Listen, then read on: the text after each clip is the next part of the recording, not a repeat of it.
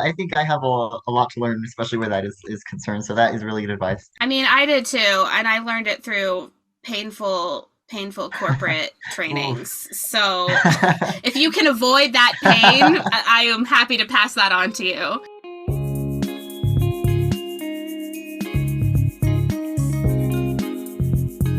Hey, Edibuddies, and welcome to the Edibuddies podcast. This is a show about writing, editing, and the friends you can make along the way. Some of you might have noticed that I did not post an episode last month, and I'm really sorry about that. It turns out that selling your house and moving 1,300 miles across the country takes a lot of time and energy, and I just couldn't make it work, so the podcast had to be sacrificed.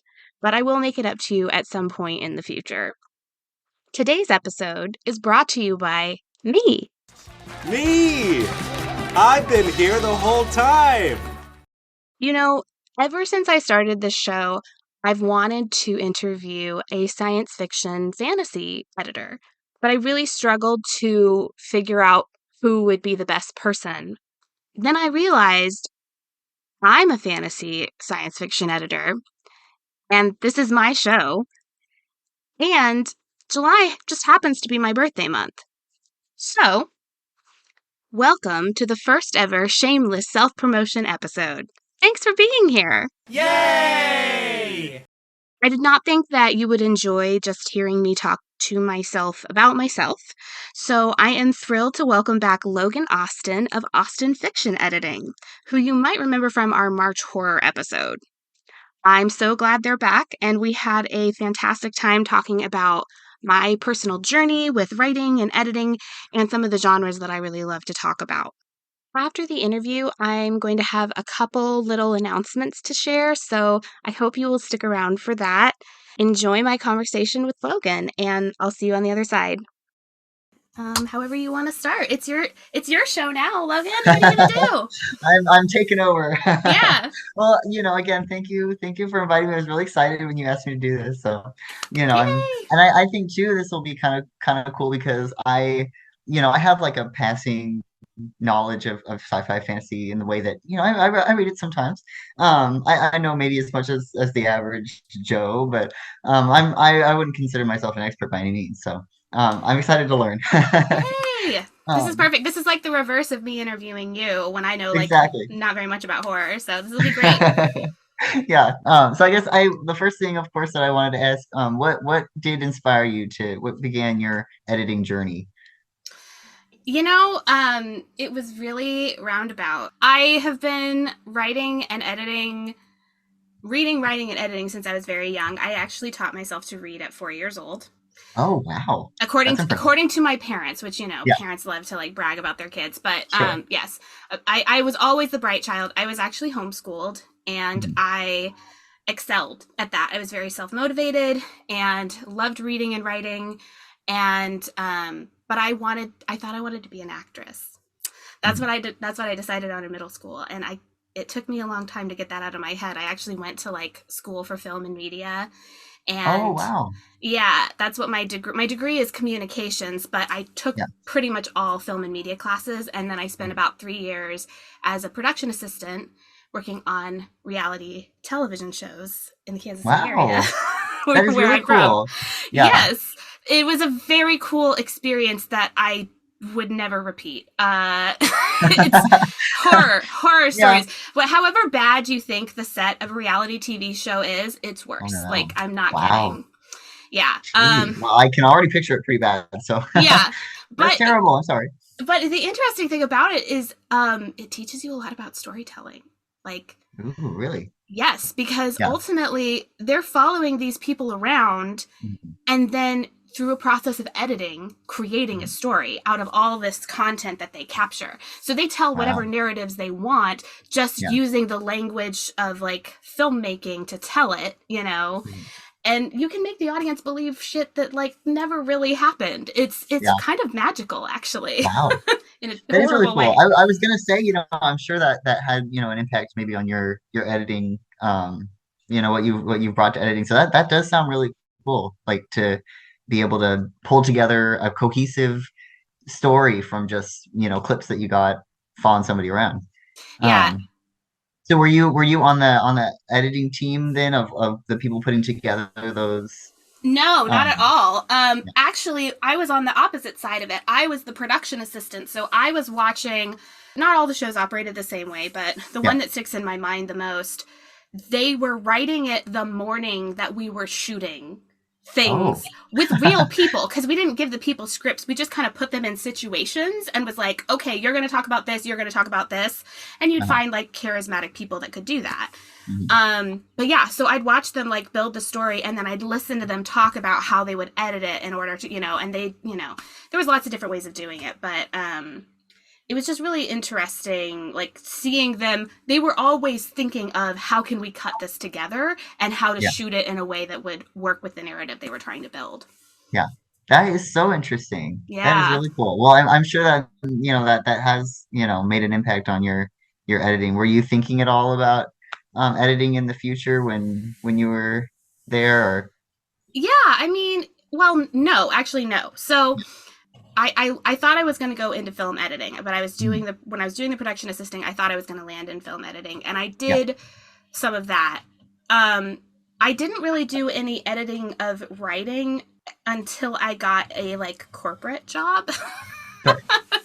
So when I was a kid, Mhm. I wrote fan fiction with a friend of mine, and we Oh, edited fun. each other, and we Yeah. did several chapters of a Lord of the Rings fan fiction because I did the fantasy. same thing as a kid. Like I did absolutely the same thing. So Of course, we all did, totally right? know. Yeah, absolutely.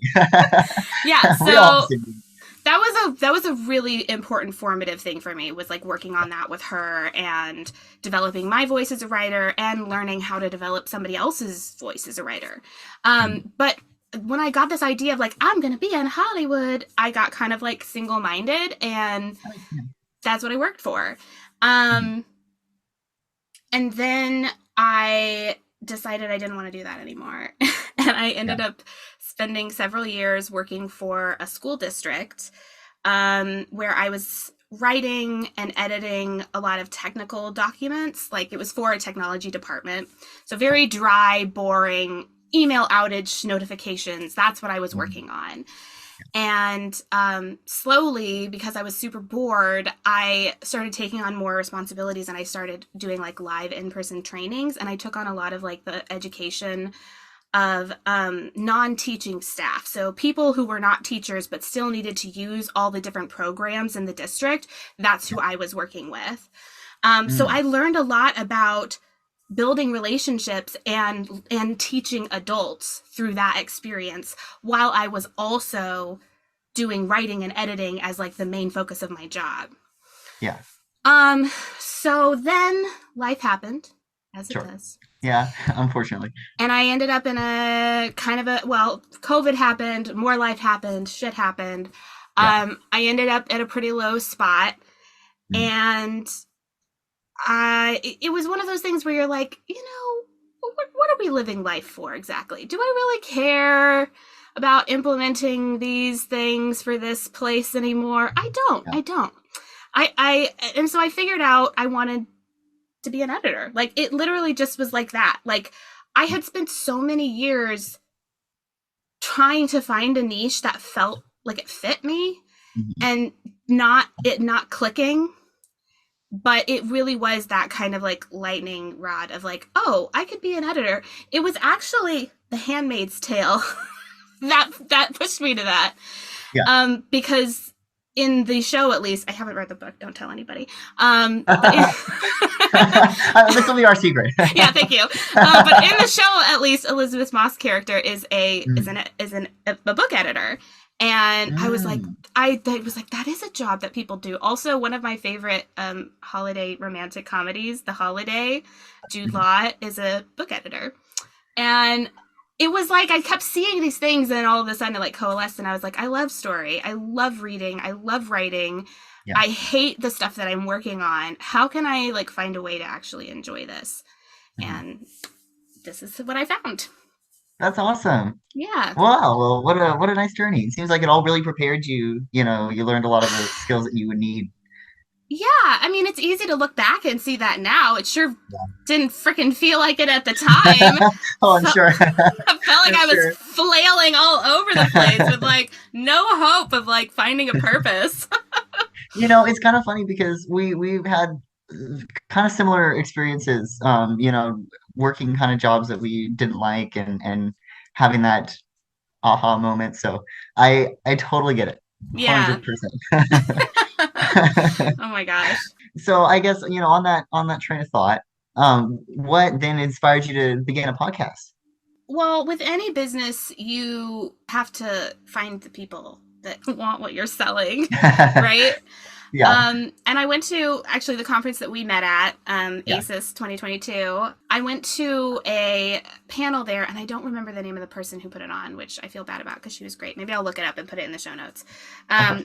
But she was talking about kind of how to start a business. Mhm. And one of the biggest things that she impressed was like, here's a list of all of the things that people are going to tell you you need to do in order to start a business. You need to have a website. You need to have a newsletter. You need to have a blog. You need to have, 500 contacts. You need to be cold emailing these people. You need to be all of the things that you're supposed to supposedly do. And it was so, and she was bang on. It's so intimidating because, of course, you're like, how do I start an editing business? And you Google it, and then you get like 500 lists that all have like conflicting. Yeah. You have to run It's a multiple social media accounts, yeah. it's a But lot. during this panel, what she said was like, I didn't have to do any of these things. And she was like, I didn't even have a website for like the first like however long, she started. And she was like, the reality is nobody is going to be able to build their business the same way. You have to find your strengths and the things that you can enjoy and the things that you can continue to do even when it's hard. And build something sustainable from your strengths rather than try to follow a blueprint that like somebody else has put up. That probably like saved my editing business life, like that piece of advice. It honestly Yeah. probably saved me in like a lot of other ways. That is really smart. Yeah, I'm kind of filing that one away, to be honest. I mean, That's really smart. seriously. So I just was like, okay, so I know how to build a website because I did that as part of my previous job. So I was like, I can have a website. That is one Mhm. avenue of marketing that I am comfortable working in. What's something else? Mhm. Well, I've wanted to start a podcast for years. I love listening to podcasts. I think it's such a fantastic way to learn and to share information and to I'm an NPR girly. I hate that, but I am. No, podcasts are fun. Yeah. Yeah, I 100% get it. So I was like, I think this will be really cool. And then, we talked about it at that conference because Mhm. that's really where I had the idea for it. It's like, oh, like if this is something that I want to do and she's telling me, the panel lady is telling me, try it, like, Yeah, try whatever your strengths are, then why not? So, and yeah. it took me a long time. I mean, we first recorded our podcast like a year ago Mhm. and I only got it out like 2 months ago because it Well, is you not. did such a fantastic job. Thank you. Yeah, I mean, I was still working full time. And honestly, that goes, I mean, I don't remember. I don't remember what your question was. I'm really sorry. Did I answer it? Yes, no, yeah, I did. Okay. What inspired you to begin the podcast? So yes, Oh, yes. Yes, yes. that was a perfect answer. You actually, I think we're about to answer probably my next question I think so. I'm very, very interested to hear, your experience as you're going full time. Yeah. That's something that I've been wanting to do now ever since I began. And it's been a goal of mine, and so I want to hear all about that. Whew. How did you come to that choice, and were there any barriers? Like, what are your thoughts on that? Yeah. So, similar to figuring out that I even wanted to be an editor in the first place, I had to be forced into it until I had no other option. Yeah, I get it. um, It's scary. It's scary. yeah. Well, so the last 2 years at my like adult person job, my desk job, I was actually working I as a project manager, Mhm. which again, really good experience. Editing is project management. It absolutely is. There's a ton of overlap. So, and a ton of relationship building too. So, Yeah. all great skills that have contributed to this. But it was by far the most difficult job I've ever had. And with all the other stuff that was happening in my life at the time, I just ended up completely burnt out. Like, as many have, coming back Yeah. from COVID and how life has just changed. Like the world has changed, and it's scary and stressful, and Mhm. everybody's on edge, um and I couldn't muster up the energy to care about this job anymore. Yeah. And I wanted to do the editing. That's what I want. I now that I knew what I wanted to do, I was like, I want to focus on editing, and I don't have the time or the energy Yeah. because I'm so drained by this other thing. Mhm. So luckily, that job paid pretty well for where I live. I live in a very low cost of living area in the Midwest. Yeah.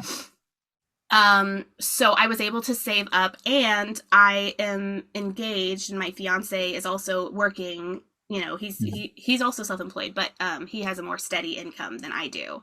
Yeah. So we talked about it, and I was just like, I'm just burnt out. I don't want to do this anymore. We're just going to live on savings, and we're going to take the leap, and Yeah. that's what we're doing. So That's we're all, awesome. yeah, it's terrifying. Like, Yeah, I'm sure. yeah, but I'm really, really enjoying just the time that I've had. I quit February 10th, so just about Mhm. almost 3 months ago. Yeah. And I've just been spending the past 3 months, recovering, honestly, Mhm. Oh, like yeah, being I'm sure. being really kind to myself, trying to eat well and exercise and all that annoying stuff. Also eat a lot of sugar because I like sugar and it makes me happy. Me too. It's a balance. We have a lot in common. Yeah. But it's wonderful because I've seen a lot of progress, and I've been able to use my project management skills that I did learn from that job in managing myself and managing the podcast and managing the things I want to do in my business and managing a move that we have upcoming. Like there's a lot happening, but I Yeah. because I'm the one making all the decisions, it's happening pretty smoothly, thank God, so far. Yeah. So This is a little bit maybe if this is off topic, tell me and we can cut it out. it's But I'm fine. interested to hear more about the project management skills because I know that Yes. that's something that I need to improve on like a lot. Mm. I really struggle with like time management and I feel like I do a lot of things to learn my stuff where editing is concerned, but everything outside of that, I kind of just flail around. So what advice, would you have for somebody who needs to learn project management? Unfortunately, project management is kind of like editing, where you have to develop your own style. Oh no. Yeah. There's a lot of different people who are going to say you're supposed to do it this way or you're supposed to do it this way, but you kind of Mhm. have to find the system that's going to work for you. Yeah. But in general, I think a really important part of project management is setting very clear goals.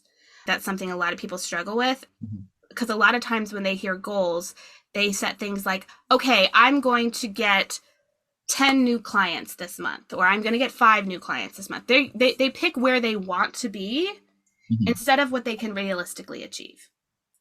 So, Yeah. my biggest advice, if you want to start managing projects more, think about the whole picture of the project, what you want to achieve at the end, and Mhm. then build a series of smaller, more achievable goals back to where you are. And I'm literally talking about tasks that will take you 5 minutes, Yeah. write them down. That's what I need. Yeah, I have a sticky note system, and not every day, because that's the other thing. Don't stick rigidly to any system, because anytime you try to be like, I'm going to do this every single day perfectly, you're going to fail. Like, don't even try. Yeah. It's not worth it. Um, if you can figure out a system that you can stick to 80% of the time, you have an excellent system. So don't worry about it. But I Yeah. use a sticky note system, and I literally just have 4 columns on a piece of poster board that I got from the Dollar Tree. And it says, do today, do this week, do sometime, done. Oh, that's That's clever. that's it. And so Yeah. everything that I need to do, I put in my do sometime board. And then when I feel like doing stuff, I look at what's in my do today board. And that helps me be a lot more flexible. I'm the kind of person who I will get started on a task and I'll do it really well for 20 minutes and then I'll get bored and I need to do something else. Yeah. Um, so I'm the same way. I try to think of tasks that will take me about 20 minutes to do. So, Yeah. I try to break up the chunks that way. So, That is really, really smart. That's awesome. Yeah. Well, thank you. I really appreciate that. Yeah, let me know. I'm I gonna like if start trying to use that idea. Yeah, please let me know if you set up, and again, it has to be individual to you. Like I tried Yeah. to set up my partner with a similar system, Mhm. and he abandoned it after like 2 days. And I was like, "What's wrong?" And he's like, "Well, it was too far away. I didn't want to have to get up and walk over to the wall to change over the thing." And I'm That's like, funny. "Okay, like that's not a problem for me." But it wasn't a system that worked for him. He had to like Yeah. adjust it for his own personal style of working. I think I have a lot to learn, especially where that is concerned. So that is really good advice. I mean, I did Um, too, and I learned it through painful corporate trainings. oh, So if you can avoid that pain, I am happy to pass that on to you. oh, thank you. I'm definitely gonna try. I wanted to switch gears just a Yeah. little bit and kind of go into your thoughts about kind of your specification. Like I was telling you earlier, I don't know very much about maybe the editing and writing side of science fiction and fantasy. What would you say makes like editing science fiction and fantasy unique, in your opinion? You really have to love made up nonsense. I love where you're starting with that. Yeah, I get it. I totally get that. There's a TikTok that is going around kind of in book talk that's like making playfully making fun of like Sure. fantasy books. That's like, and as they were traveling to the castle of Floflofdodun and the fair maiden Marilla Easton, it's always made up names, made up stuff, Yeah, and you either love it or you don't. You either get with the program or you don't. um I think though that when it's done well, it can be such a beautiful way of like exploring a different world. It yeah, transports you literally. If it's done well, it transports you into a completely different way of life and a different way of being in the yeah. world. And then it uses that to ask horribly, wonderfully deep questions about what it means to be human and what it means to be good and what it means to, have a good life. Like that is the ultimate question of like all sci-fi and fantasy is like those big, big questions. Yeah. That's So awesome. that's what I just love about it. Mhm. It's also what makes it really long-winded and pretentious and frustrating to deal with at the same time. Yeah. It's a challenge every single time. Mhm. um I also love that people are just so passionate about it. Like everybody says about pick your sci-fi fantasy, like the worst thing about it are the fans. Like the worst things about Harry Potter are the Oh fans. The no. worst thing about Star Wars are the fans. The worst thing about Yeah. Star Trek is because we just argue and argue and argue about the most petty stuff. But it's because we Mhm. love it so much and it means so much to us. And you always, feel defensive about the things that mean something important to you. Yeah. That is a really good answer. That makes a ton of sense. So I guess kind of thinking, you mentioned, world building, and Mm. I realized one of the things that I love about editing primarily horror, is that I don't have to work on a lot of world building. Oh, It's something that is really like it's hard for me. It's when I'm doing my own personal writing, that's something yeah. that's really hard for me. Would you say that that is something like learning to edit and help people build their universes and their kind of complex systems? Is that something that is difficult for you? Is that a part of the process that you enjoy? I love it. Yeah, that's I love awesome. I love the world building. It is, there's a real trope in sci-fi fantasy writers of, especially among new writers, of I have built this incredible fantasy, play pen for myself where I have dreamed up all of these races and all of these things, but I don't know how to make a story out of it. Mm. I see that on Reddit every freaking day. Like, Yeah. and everybody in the comments is like, "You did it wrong. You're supposed to write the story first." Which I That's don't funny. necessarily agree with, actually. Oh, really? Oh, Yeah, okay. I don't think you have to start with the story first. Yeah. I think you have to start, with the idea that you're the most passionate and the most excited about. And if that's the world building, that's great. If that's the story, that's great. I think you can build one off of the other. You just have to have the right tools in order to do it. But I don't remember what your question was, so could you remind me? I know it was about world building. Oh yeah, I mean that honestly that helps answer it a lot. I was just saying, it's something that I struggle with and editing it too. Yes. I find I'll make a giant style sheet, and I'll Yes. kind of try to follow as closely as I can all these different names, and there's lots of different places. Um, do you find that you have a particular system to handle the more complex projects? So I've actually been just exploring this recently because I'm the same. Like I've done the big style sheet, I've done like the big giant Word document story Bible type thing, Mhm. which both have their kind of like pros and cons. Yeah. But what I have gotten into, and this is actually just for my own writing, I have not debuted this with a different with somebody else's work yet, but I think it Mhm. would work incredibly well. Um, I have been making private wikis. Oh, So smart. yes. So for my own writing, I have a private wiki that it just I only edit myself. I just put in notes about my characters, my locations, my plots, just so that I can track them and then I can super easily link to things as well. Mhm. So it's basically like building again, leaning into my strengths, right? I worked in a technical environment for a long time where private wikis are super common. Mhm. They're how they people build, those knowledge bases. Every time you have to search on Apple, like, how do I fix this thing? You're accessing a knowledge base that somebody built. Yeah. So I do that for my own writing, and I think that that is something that will be incredibly useful for other writers as well to just track everything. Yeah.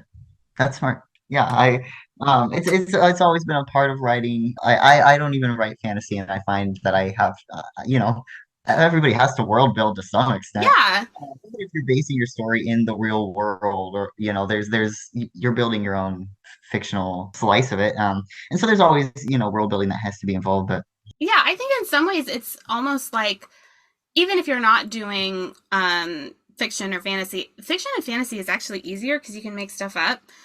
If yeah. you're if you're writing a book and you've set it in the real world and you like are mixing up facts and figures, you need to track that. I actually just had this happen. I was editing a pirate book Hmm. and Fun. yeah, it was really fun actually. It was a really good time. But the author kept referencing a certain part of the world and the way that they were talking about it, they seemed to think that it was in a part of the world that it was actually not in.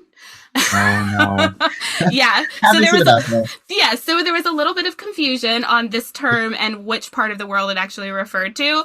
Mhm. So I had to like note that and be like, hey, you might be aware. And it's that kind of thing that can trip you up. When you're writing, you don't even like think about those things. But as an Yeah. editor, that's your job is to like Mhm. to not just lean on your assumptions, but to ask the right questions, which is Yeah. also the job of a project manager, by the way, just saying. Oh. Yeah. Yes, you have to There, ask the there, right there keep questions. being these what's the word I'm looking for? Like connections between those Yeah, two that I parallels find for really sure. interesting. Yeah, Yeah. yeah, that's a good word. Yeah. That is really cool that you're able to kind of bring those skills in there. And of course, as an editor, I can totally see how that would help. Yeah. That would help me a lot. Yeah, yeah, yeah. So that is really great.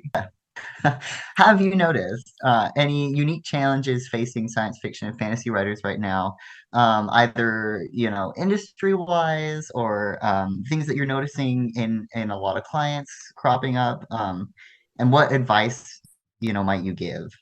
I think you get start to get a sense when you start really like reading critically, you start to get a sense of the types of authors who watch a lot of movies and television and try to recreate what they're seeing in their mind's eye. So they're thinking visually and they're trying to translate that into the page versus people who think more novel first. How do I paint the picture in this person's mind's eye?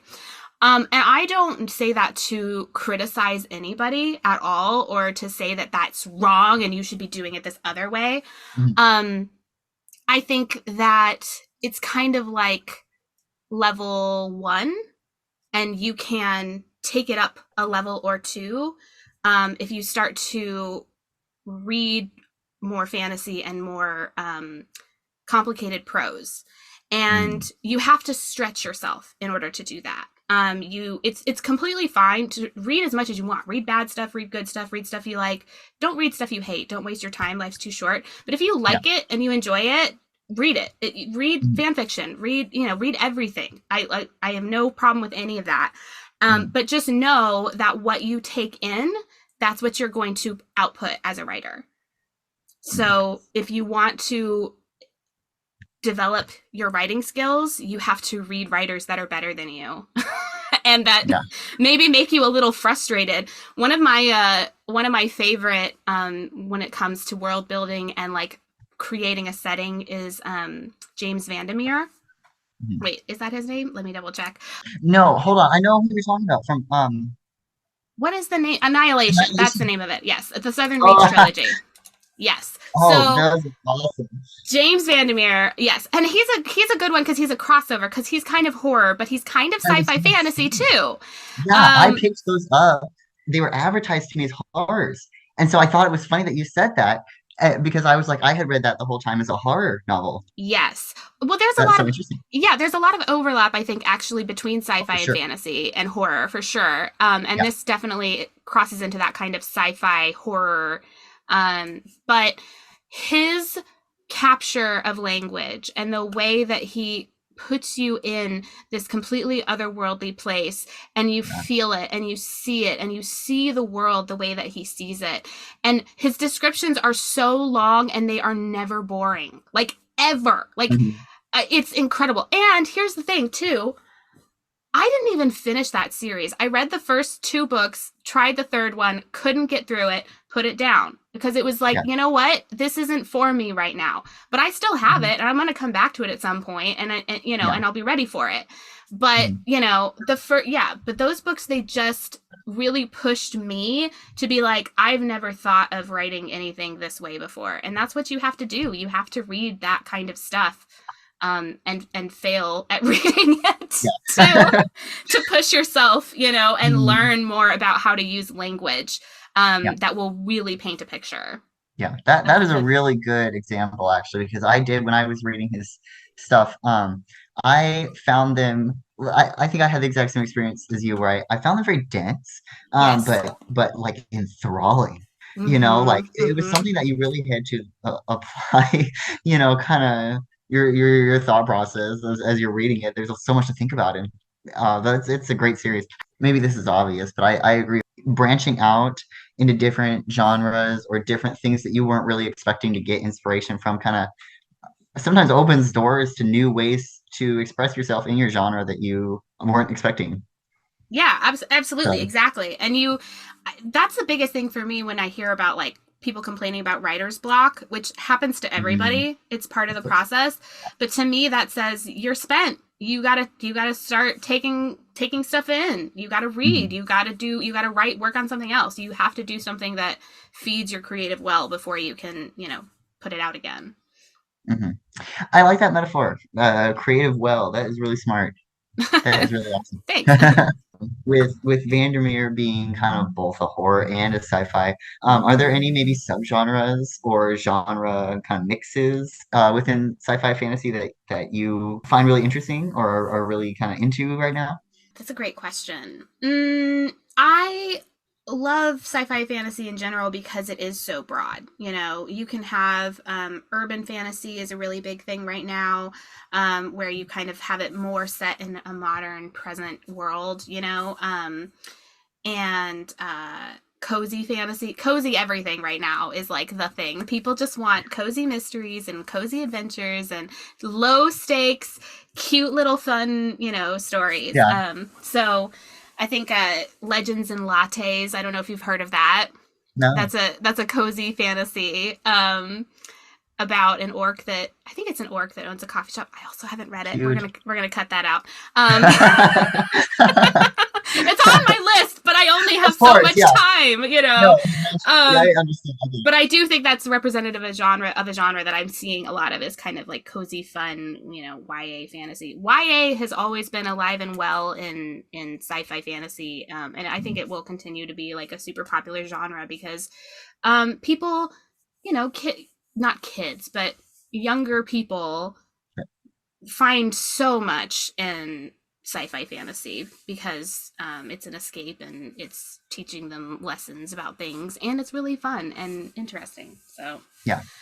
lots of coming of age stories too. So it's Mm. very appealing for that age group as well.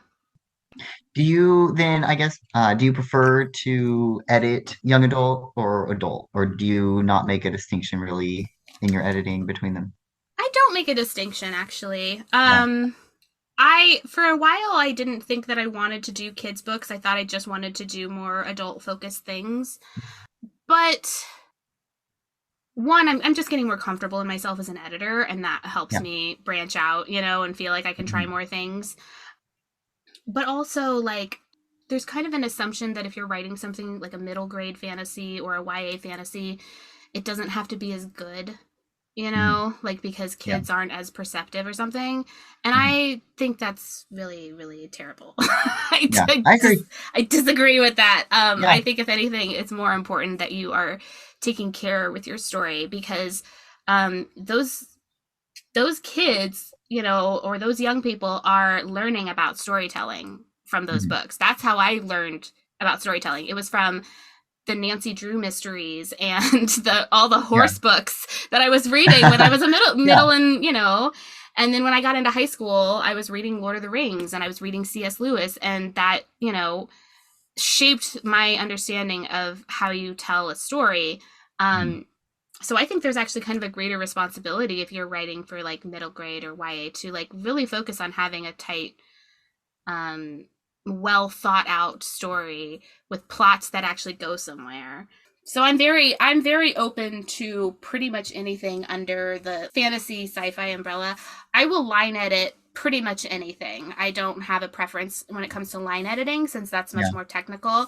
But as far Sure. as developmental editing goes, pretty much anything under that you could kind of call fantasy sci-fi, I'll do. Yeah, I get that. I have kind of a similar thought process, so Oh that yeah. makes a lot of sense.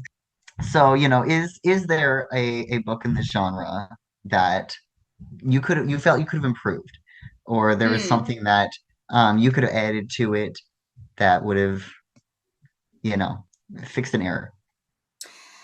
I mean, I don't want to call out any books Of course. specifically and be like, this one was so shitty because then it just starts like a whole thing.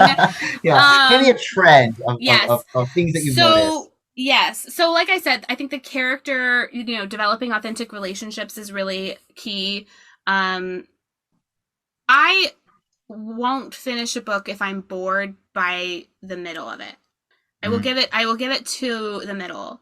yeah. Um, and I think there's some kind of cliche that I'm probably misquoting, but it's like the most important or the second most important part of the book is the beginning, followed only by the middle and the end, or like Oh, that's funny.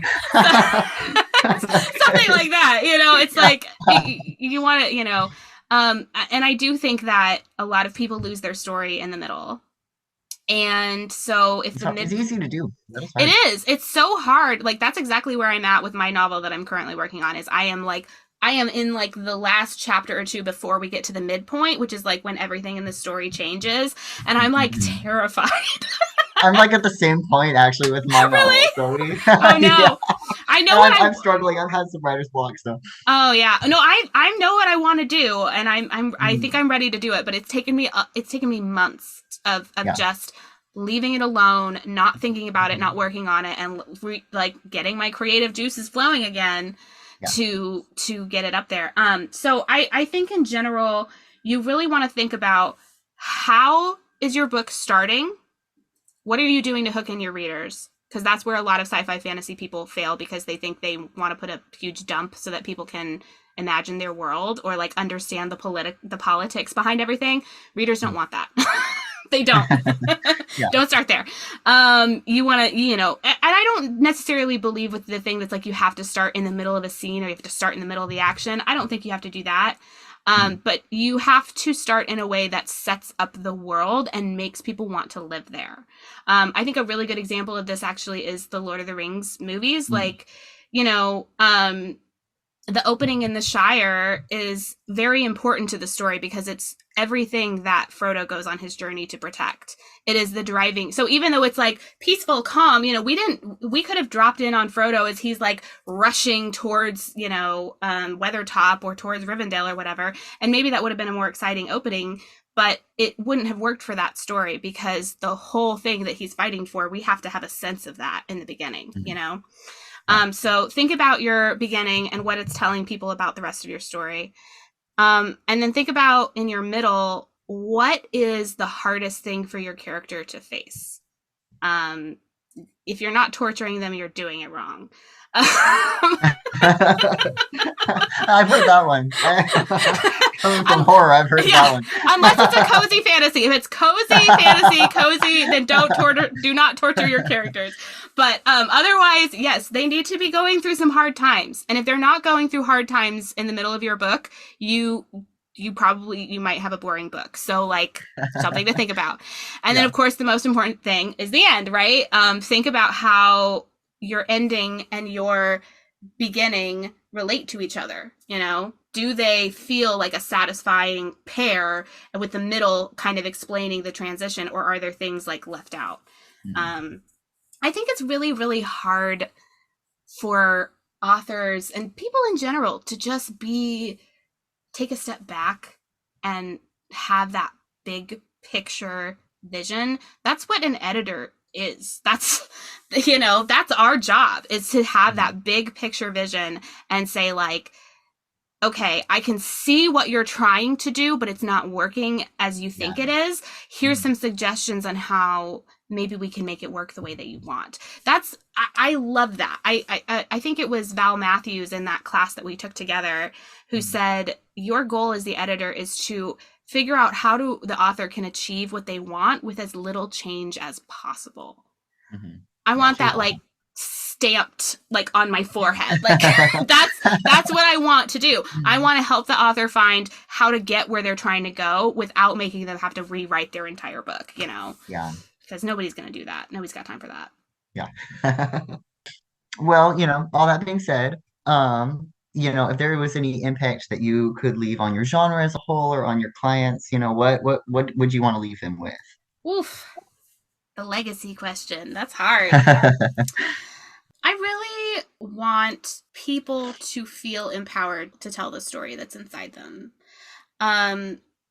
Storytelling is one of the most ancient art forms, and it is so important to who we are as a species. And I think we've been living in a world where there's this idea that if you want to be a writer, the only way to be a writer and to be successful is to become super famous, right?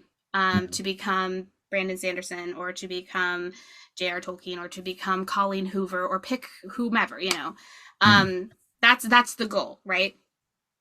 But I think if you write a really beautiful story that is very meaningful to you, and 50 of your closest friends and relatives read it and they learn something about you that they never knew before, that's amazing. That's beautiful. That's what I want, That's art. Yes, that's art. Exactly. Art is like, as soon as you are like, this must be for the masses, it's like you've lost the point, Yeah. And agreed. if you can get there, great. That's wonderful. No hate to anybody who's like super successful or a New York Times bestseller. Like, I'm sure they deserve it. But I just feel like if your goal is to make as much money as possible or to get traditionally published, you might not be writing for the right reasons. And you're going to struggle. It's already hard. Like being a writer, being an artist is already hard. And when you set these insane, lofty goals for yourself, you make it harder. You can change the goals. You can say, I want to write this memoir not to sell it, but because I want to have a memoir that my grandkids can read. That's so meaningful. My great uncle wrote a book about his, he was the second man to through hike the Appalachian Trail. And yes. And he wrote a book about it. Yeah. And I love that. Like, I don't think he sold very many copies of that book, but it is so meaningful to me as, his, like somebody in his family that book exists. Mhm. So yeah, if I have any impact on this industry whatsoever, I want people to feel like they can write something meaningful and beautiful, and it doesn't have to sell a lot of copies to be a success.